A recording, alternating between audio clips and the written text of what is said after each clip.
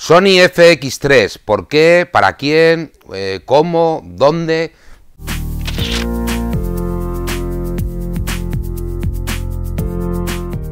Es cierto, muchas de estas preguntas realmente me las venís haciendo desde que salió hace unos días al mercado y bueno, pues de alguna manera quizá nos haya descolocado un poquito a todos. Son de esas cámaras que además Sony ha querido llevar dentro de su secretismo, que a veces sí que lo predica, otras veces pues sí que lo filtra, pero en este caso FX3 salió un poquito sorprendiéndonos un poco a todos al mercado. Y bueno, el motivo del vídeo es un poco aclararos todas estas preguntas, ¿no?, que os decía al principio, que bueno, pues vamos a intentar colocarla y que no nos descoloque a nosotros, ¿no? A ver, el aspecto de la cámara es como lo que veníamos conociendo dentro de las Sony Alpha, Alpha 7, Alpha 9, incluso la A1 de reciente presentación también, si bien es cierto que, bueno, pues ya vemos que el aspecto puede ser ese, pero ya el acabado no es exactamente igual. Digamos que es una especie de mezcla entre lo que conocemos de las series Alpha, insisto, y lo que viene siendo internamente, pues se parece más, y de hecho es una declaración de intenciones, pues tal cual viene en estos embalajes, pues dentro de esta Cinema Line, esta gama de cámaras de la serie FX, como era la FX6 y FX9, productos que ya conocíamos, y que bueno, ha querido Sony hacer este cámara, digamos, cámara híbrida o cámara puente entre lo que es un sistema Alpha y un sistema FX. Creo que puede tener su sentido y muchas de las cosas que os voy a decir, pues aquellos que teníais dudas, pues probablemente os las aclare, ojalá, es el motivo fundamental del vídeo, pero creo que sí que puede tener cabida en el mercado, que realmente las características que hemos podido ver, tocar y presenciar, pues hace que a mí por lo menos me convenzcan muchas de ellas, ¿no? Lo primero que llama la atención, creerme, es este grip, es un grip, la cámara es tosca, es decir, es un diseño no tan redondeado como pueda ser cualquiera de las A7, en ese sentido podemos llamarle una cámara fea, pero muy funcional y muy práctica, porque realmente nos encontramos con una cámara que se agarra muy bien a la mano. Esto está pensado indudablemente pues para poder tener unas muy buenas opciones de poder grabar con ella, pues a través de la propia pantalla, o sea, la propia máquina, la pantalla, sin ningún tipo de estabilización, quiero decir, y de alguna manera pues es un poco lo primero que te llama la atención. También la solidez con la cual está acabado el cuerpo, es decir, es una aleación de magnesio, pero muy sólida, muy firme, y llama también mucho la atención esto que veis aquí, que es una especie de rendija. La cámara es anchota, gordota, si las compramos, insisto, con una A7, A9, pero esto hace que sea también indispensable pues para el fin fundamental que se le va a dar a la cámara, que indudablemente, no lo he dicho al principio,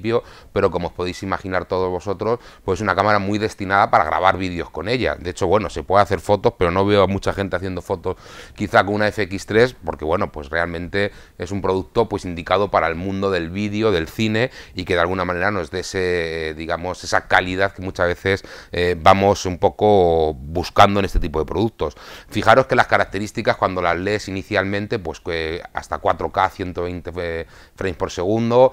una profundidad de 10 bits, a 422, pues son características pues que realmente te sorprenden y que de luego hace que bueno, pues de alguna manera pues sea una declaración de intenciones lo que quiere el fabricante con esto, ¿no? ¿Qué más os explico de la cámara? Pues lo que os decía, ese 4K hasta 120, si bien es cierto que si queremos hacer grabaciones largas ininterrumpidamente en el tiempo, o sea, que no se vayan a cortar, es posible hacerlo, pero en ese caso se limita a, bueno, a un solo, iba a decir, a 4K 60p, realmente son datos muy buenos, y en esa posición de 4K 60p no tendréis ningún límite de tiempo, ¿no? Con lo cual, ¿qué ocurre con una cámara de este tipo, de estas que conocemos o de estas que utilizamos de forma mixta cuando hacemos grabaciones largas en el tiempo? Primero, que muchas de ellas se limitan a los 30 minutos famosos, pero luego, sobre todo, es el calentamiento, ¿no? De ahí viene el esfuerzo que haya hecho Sony en esta aleación de magnesio y en este ventilador que lleva, este sistema de ventilación, que hace que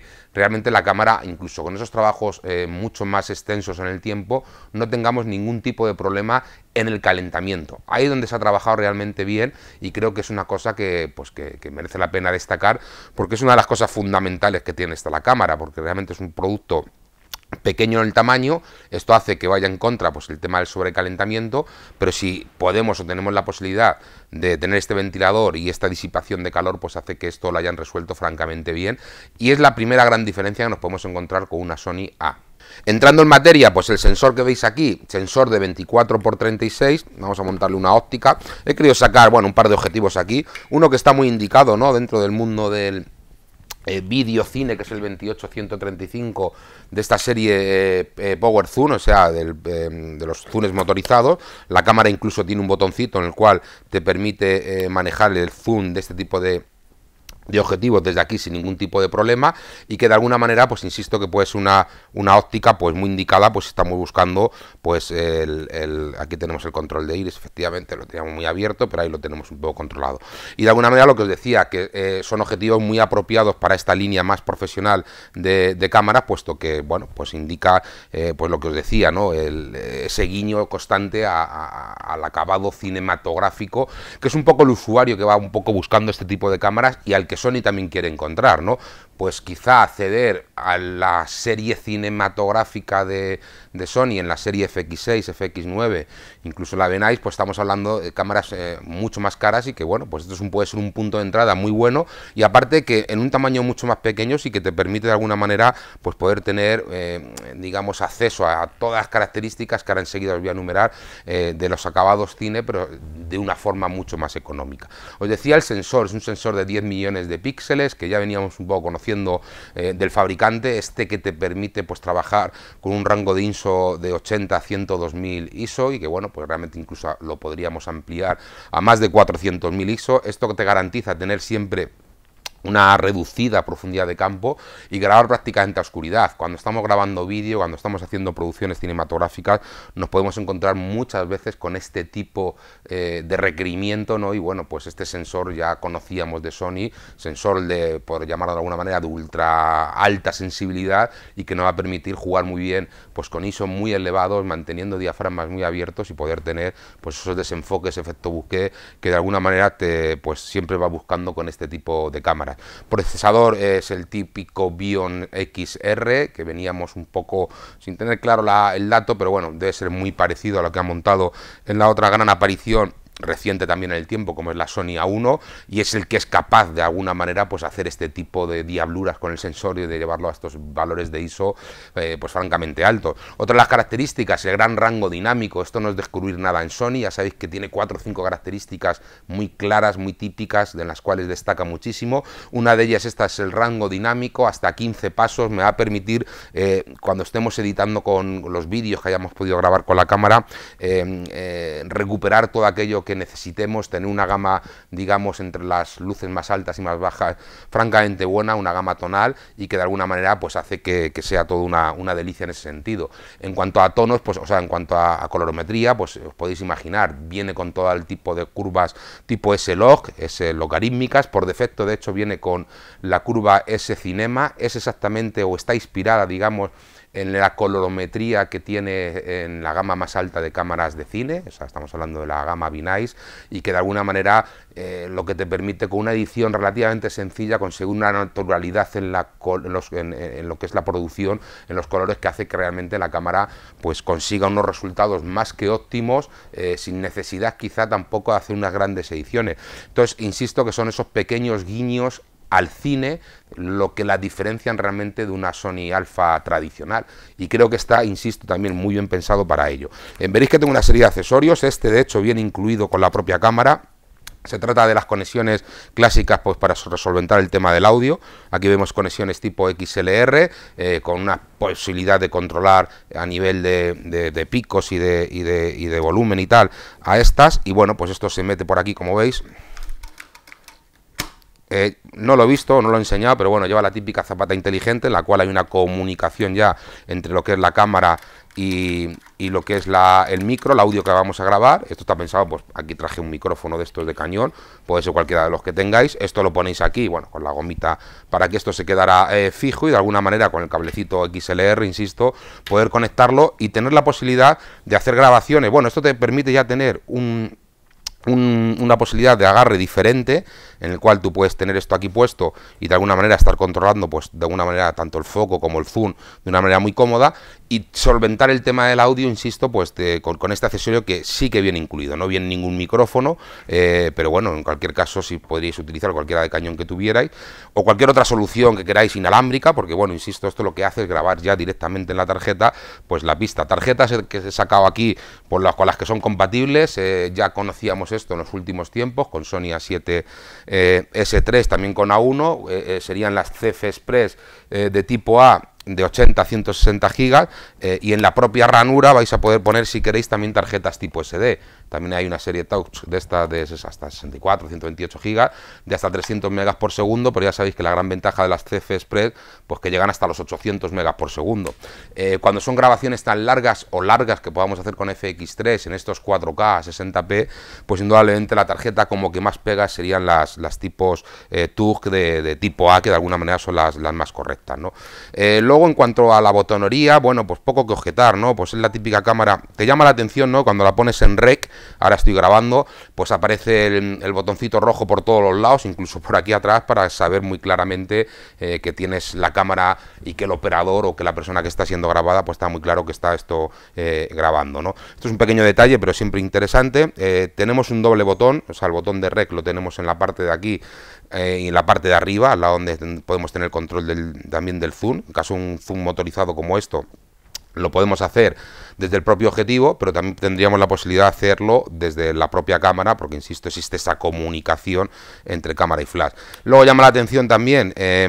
todo el tema de las rosquitas. Aquí he utilizado dos de ellas para poner este accesorio, pero bueno, si quisiéramos poner, pues yo que sé, que saca aquí el típico monitor que de hecho en este caso en alguno de los kits viene incluido, es una oferta muy propia de Fotografiarte,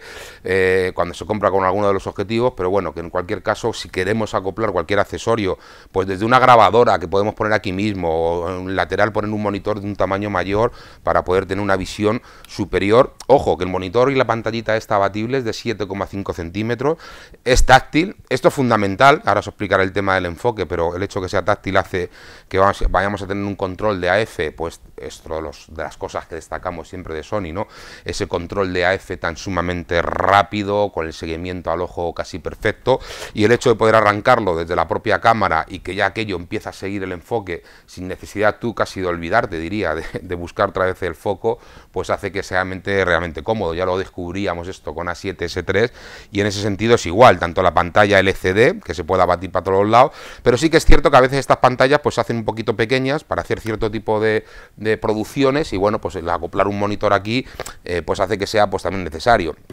Saca una jaula también, esta quizá, pues con las 5 o 6 rosquitas que tienes aquí, pues no sea tan necesario utilizarla, porque realmente ya vienen incorporados a la derecha, a la izquierda, hasta 3 aquí arriba. Si pones el accesorio XLR, pues tienes aquí también otra por aquí atrás, con lo cual está muy pensada para la máquina tunearse en cuanto a esto. De hecho, nos recuerda un poquito a la Sigma FP, que bueno, pues una cámara también más pequeña en cuanto al tamaño, pero en ese concepto modular casi, y que de alguna manera hace que sea una cámara pues que la puedas personalizar mucho a nivel de todos estos accesorios que hemos podido sacar. En cuanto a la conectividad, he sacado aquí el cable, un cable HDMI convencional, es decir, es otra de las cosas que sí te agrada, que sea del tipo A, de clavija gorda, digamos, a clavija gorda, y que esto, bueno, pues para sacar la señal a un monitor o cualquier otro tipo de señal, o al típico grabador externo, disco duro, tipo Ninja 5 o un Atomos, para poder hacer la grabación fuera de tarjeta, aunque bueno, las tarjetas cada vez son más potentes y quizá, pues salvo que quieras hacer otro tipo de grabaciones, pues puedas hacerla internamente sin ningún tipo de problema. Y con todo esto yo creo que os resumo un poco lo que es FX3, espero que os haya podido aclarar lo que os decía de los objetivos. Bueno, hay una promoción ahora, es compatible evidentemente con toda la montura Sony E, es decir, que podemos acoplar cualquiera de ellos. Aquí también traía pues otro objetivo pues muy de utilizar con estas cámaras, como es el 16-35 de la serie G Master, y bueno, os decía, con el 24-105, 24-70, con este mismo 16-35, con el 24, con el 85, insisto, todos estos de la serie G Master, incluso con el 16-35